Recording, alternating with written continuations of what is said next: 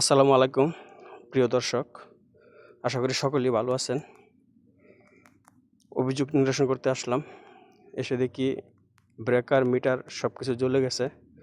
এটা একটি 100 এম্পিয়ারের লোড, 100 এম্পিয়ারের একটা ব্রেকার, মিটারও 100 এম্পিয়ার, তা চুক্তিবদ্ধ লোড 100 এম্পিয়ার, যার জন্য আমি সব কিছু 100 এম্পিয়ারই আবার চেঞ্জ করে দিতেছি, যেহেতু আমার কাছে নতুন আছে।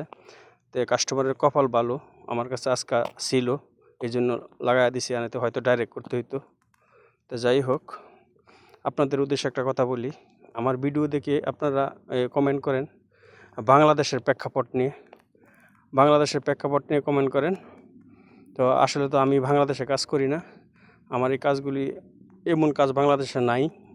তো আপনাদের কাছে আমি দৃষ্টি আকর্ষণ করব, ভিডিওগুলি ভালো করে দেখে একটু ভিডিও রিলেটেড একটু কমেন্ট করবেন। আর বেশিরভাগ কমেন্ট পাই আমি বাংলাদেশের প্রেক্ষাপট নিয়ে, আপনারা কমেন্ট করেন, যা মোটেও কাম্য নয়। কারণ বিদেশি সিস্টেম বাংলাদেশের সিস্টেম অনেক ডিফারেন্ট। এই দেশের একটা সমস্যা হলে সাথে সাথে গিয়ে আমরা সমাধান করে দিয়ে আসি, আমাদের দেশে হয়তো হয় না।